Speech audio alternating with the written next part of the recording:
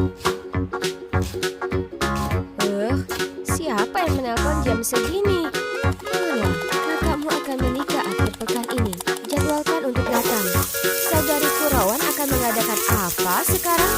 Dia belum pernah berkencan dan baru berusia 19 tahun. Apakah masih mendengarkan Ella?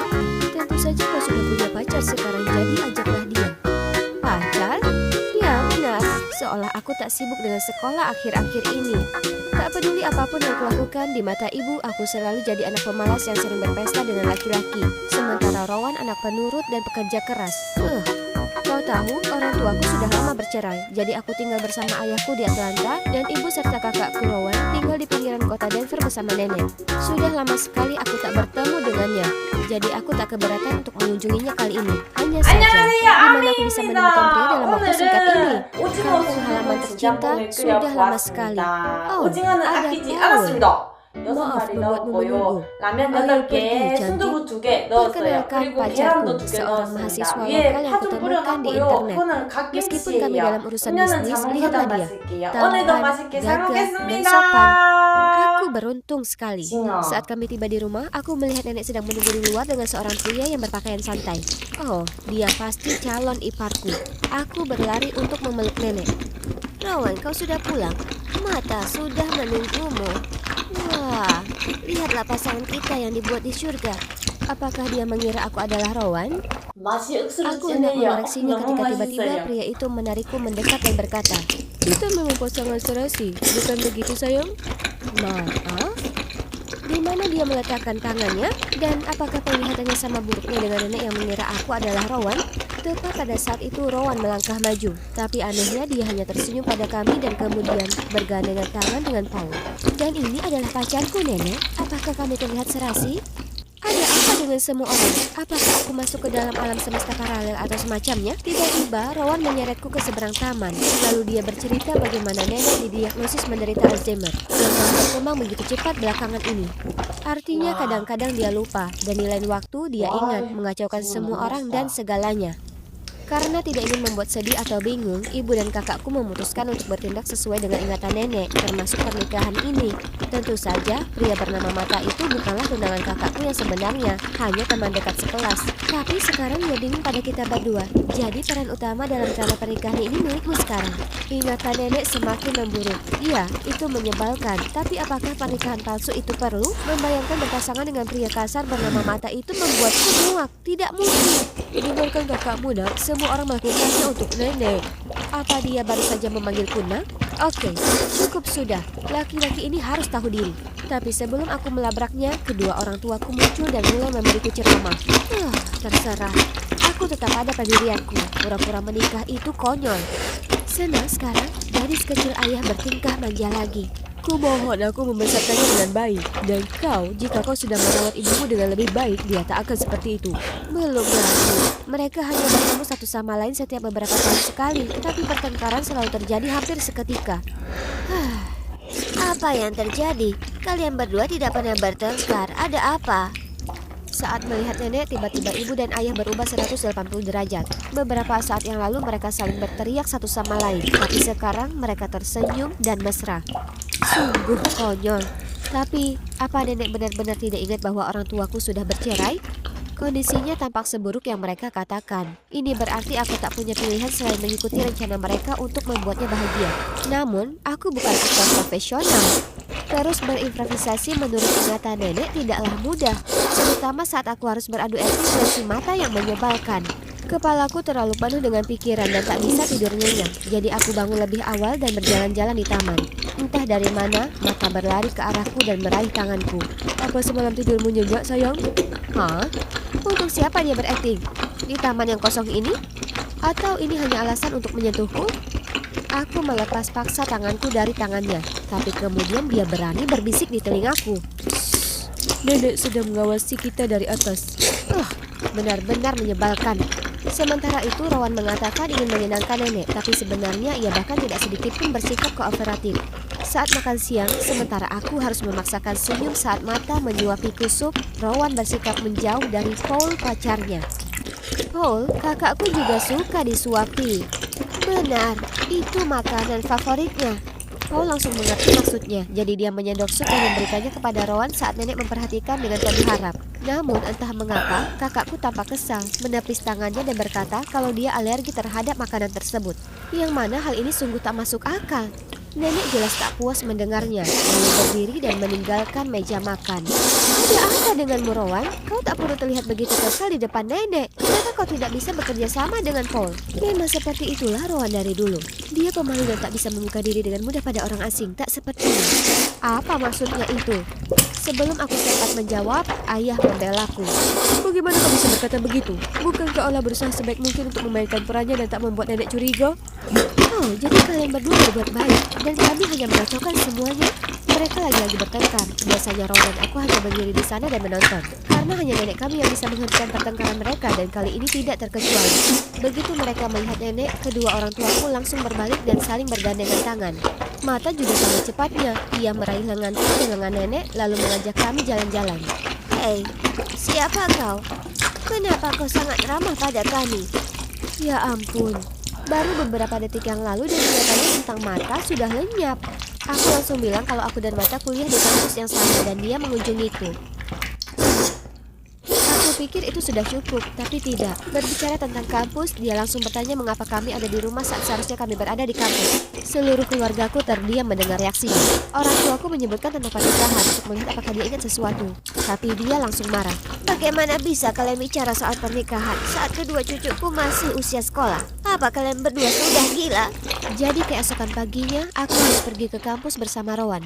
Namun yang menjadi masalah adalah kami harus naik sepeda kecil berwarna merah muda ini bersama-sama sesuai perintah nenek. Ini memalukan, tapi bagaimana kami bisa menolaknya? Dia hanya mengingat kenangan lama. Jadi, aku berkeliaran di sekitar sini sepanjang hari menunggu Mata dan Rowan menyelesaikan kuliah mereka. Tiba-tiba aku melihat Paul bersama beberapa gadis. Hei, apa yang kau lakukan di sini? Oh, Ola. Aku cuma memberi arahan kepada para mahasiswa baru ini. Sebenarnya, aku sedang menunggu untuk menjemput kakakmu. Wow, sepertinya Paul benar-benar naksir Rowan. Aku harus memberitahu kakakku yang pemalu itu untuk memanfaatkan kesempatan ini. Aku mengajak Paul ke ruang kuliah tepat saat kelas selesai, lalu mendorong Rowan ke arahnya, mengucapkan selamat bersenang-senang, dan segera menarik Mata untuk memberi ruang bagi pasangan itu. Akhirnya, aku bisa pulang ke rumah. Tapi, saat kami sampai di gerbang kampus, kami melihat ayah membantu nenek menuju ke sini. Melihat wajahku yang pucat, ayah segera menjelaskan bahwa nenek mengira hari ini adalah hari pertamaku masuk kuliah. Jadi dia bersikeras untuk menjemput kami. Ya ampun, sudah cukup buruk datang ke sini dengan sepeda merah muda kecil. Aku menolak keras untuk dijemput ayah dan nenek. Aku bukan anak TK. Aku ditugaskan untuk membersihkan lapangan sepak bola. Giliranku bertugas hari ini. Jangan tunggu aku. Oh, begitu.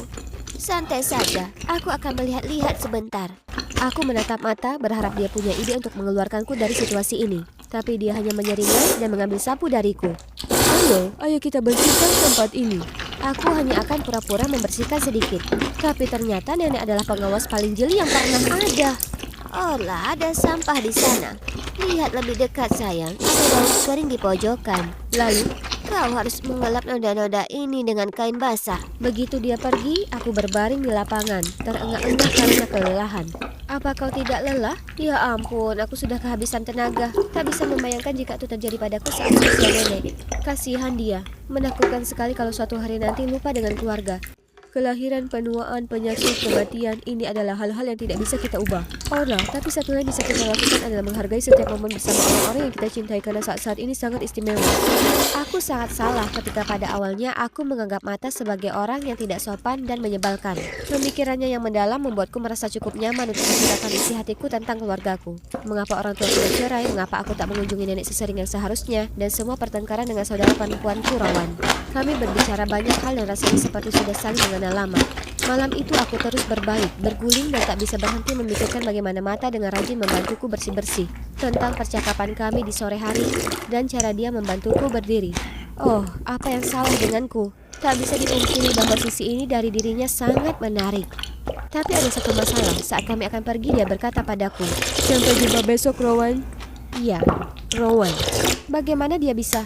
Apa karena semua tindakan di depan nenekku membuatnya bingung? Atau karena dia selalu ada di pikirannya? Sudahlah, itu bukan urusanku. Hari berikutnya aku bosan berjalan-jalan di kampus, jadi aku pergi ke kelas bersama Rowan dan Mata. Rowan benar, mereka tampak sangat dekat. Selama pelajaran, keduanya mendengarkan dosen dengan penuh perhatian, kemudian berdiskusi satu sama lain. Mata juga dengan sabar menjelaskan bagian yang tak dimengerti oleh Rowan. Kita makan apa siang nanti? Apa yang enak di kantin? Kau akan mengambil mata kuliah ini juga tahun depan, jadi fokuslah. Kemudian mereka melanjutkan diskusi, seolah-olah aku tak terlihat. Sungguh membuat frustasi. Hei, apa kau cemburu? Jangan, kita cuma teman. Kenapa dia berkata begitu? Cemburu? Itu konyol. Masih cemberut? Bagaimana kalau kita pergi ke bioskop malam ini? Aku akan membantu kalian berdua. Dan disinilah kita. Sesuai rencana, aku akan duduk di sebelah Mata, sementara Rowan akan bersama Paul. Terdengar bagus? Namun, ketika Rowan hendak duduk di sebelah Paul, Mata langsung mengambil tempat duduk itu. Jadi, dia tidak ingin duduk di sebelahku atau dia tidak ingin Rowan bersama Paul? Apapun alasannya, dia jelas tidak punya perasaan padaku. Begitu film selesai, aku bergegas keluar dari sana hanya untuk melihat pemandangan yang tidak asing. Nenek dan ayah lagi. Dia mulai mengomel dan bersikeras mengantarku pulang. Kenapa kau masih di luar jam segini, Rowan? Masih banyak yang harus dipersiapkan untuk pernikahan. Sekarang pernikahannya kembali? Ya ampun, kau juga. Seorang calon pengantin pria seharusnya tidak bermain-main seperti ini. Paul? Mengapa kau tidak memasangkan aku dengan Mata seperti sebelumnya, Nenek? Setelah semuanya kami kembali ke pasangan semula. Aku dengan Paul, Mata dengan Rowan. Iya, ini hanya pernikahan palsu. Jadi tidak masalah dengan siapa aku menikah, bukan? Tapi mengapa ada perasaan yang mengganjal? Kemudian seolah nenek punya telepati untuk mendengar keinginanku. Tepat sebelum upacara dimulai, ingatannya tiba-tiba berubah lagi. Apa yang kau lakukan duduk di sini? Sudah waktunya, naiklah ke sana. Nenek menarik Mata ke altar dan menyuruh Paul, pengantin pria, untuk minggir. Oh, betapa manisnya. Setelah itu, semua terasa seperti mimpi. Aku berjalan di altar. Mata memandangku dengan lembut dan dengan tulus mengucapkan sumpahnya. Aktingnya sempurna, sementara aku gemetar karena gugup. Menyadari hal ini, dia dengan lembut memegang tanganku untuk menenangkanku. Aku bersedia. Kerumunan riuh bertepuk tangan dan di antara mereka aku melihat wajah bahagia nenek. Meskipun momen ini sangat menyenangkan, aku tak lupa dengan misi penting lainnya, yaitu membantu kakak perempuanku mendapatkan pacar. Jadi aku melemparkan kedua ke arah Rowan dan mengalihkan mata pada Paul. Tapi anehnya dia tidak terlihat senang dengan hal ini. Malam itu setelah semua tamu pulang, aku mencari Mata. Jujur, aku sangat ingin tahu apakah dia merasakan hal yang sama denganku. Dia ada di sana, tapi mengapa terlihat begitu gelisah? Aku hendak memanggilnya, ketika tiba-tiba dia berlari dan meninju. Paul, berulang kali. Kau brengsek, menjauhlah dari Rowan, paham? Apa yang terjadi? Mereka berkelahi karena Rowan? Jadi Mata memang pura-pura saat upacara? Dia menyukai Rowan, bukan aku. Bukankah kau bilang kau hanya berteman dengan Mata? Ada apa dengan semua ini? Teman tidak cemburu ketika orang lain menggodamu. Allah, ini tidak seperti yang kau pikirkan. Aku tahu, dia pikir dia bisa mempermainkanku lagi. Aku berbalik dan hendak mengejar Paul untuk memeriksanya, tapi tangan seseorang menarik tanganku. Itu Mata. Paul tak sebaik yang kau pikirkan. Ternyata alasan mengapa Rowan merasa canggung di dekat Paul adalah karena Paul selalu berusaha menyentuhnya. Belum lagi para gadis di media sosial menyebutnya pria yang hanya memanfaatkan mereka dan berselingkuh. Mata dan Rowan tahu itu semua, tapi mereka coba bertahan hingga pernikahan. Namun, dia terus melewati batas. Jadi hari ini Mata memutuskan untuk memberinya pelajaran. Jadi tindakanku di bioskop hari itu dan barusan adalah untuk melindungi temanku, bukan karena aku cemburu.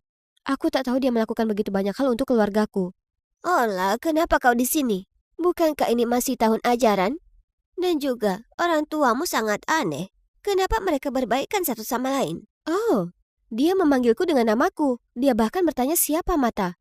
Ingatannya sepertinya sudah kembali dengan sempurna. Dengan pikiran bahwa nenek kita sudah sembuh, Rowan segera menelpon orang tua kami. Kami sangat bahagia berpikir sebuah keajaiban telah terjadi. Tapi kemudian dokter menghancurkan kebahagiaan baru kami dengan mengatakan kalau itu adalah fenomena yang disebut terminal lucidity. Yang berarti nenek kami tidak memiliki banyak waktu lagi. Tak satupun dari kami yang ingin percaya. Tapi tak ada yang bisa kami lakukan selain memanfaatkan sisa waktu berharga bersamanya. Aku juga memutuskan untuk menunda kuliah dan tinggal bersama nenek selama hari-hari terakhirnya. Setiap pagi kami berjalan-jalan bersama sambil aku mendengarkan cerita-ceritanya tentang masa lalu dan kemudian berbagi beberapa kenangan terindahku dengannya.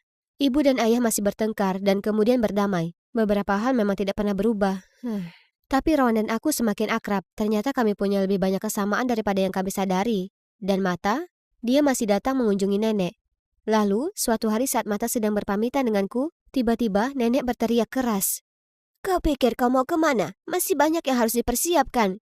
Kau kira pernikahan ini hanya lelucon atau apa? Pernikahan lagi? Kami terdiam dan saling berpandangan hingga nenek berteriak untuk kedua kalinya. Tapi kali ini, mungkin aku dan Mata tidak perlu berakting lagi. Karena ketika aku bertanya apakah dia siap untuk mengucap janji suci lagi, dia menjawab. Tentu saja, Orla. Aku selalu siap untuk mengucapkan kata-kata itu padamu setiap hari.